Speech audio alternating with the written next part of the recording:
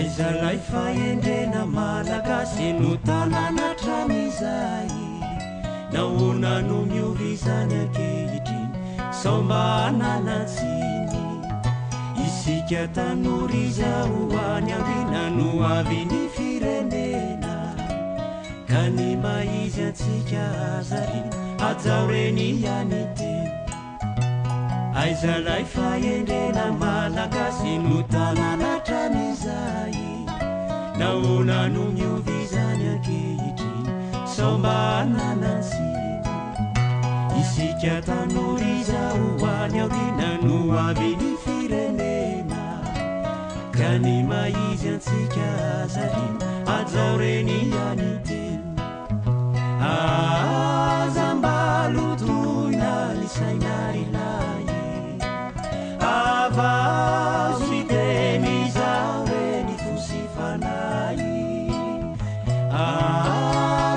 azambalotoina ny sainarilay avazy teny izao reny fosifanay teny maloto tsy fifanajana mitranga etseroa fifanambanina sy fifamalina ialao fa tsy masoa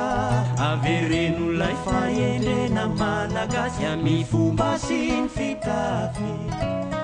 izy io tafinjanaka manjafy ialao ny mifanaratsy teny maloto tsy fifanajana mitranga etseroa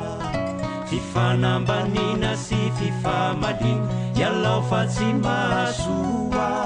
averenolay faendrena malagasy amy fomba sy ny fitafy izy io tafinjanaka manjafy ialao ny mifanaratsy azambalotoina ny sainarilay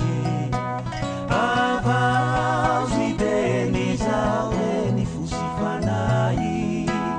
azambalotoina ny sainarilay avazy teny izao reny fosifanay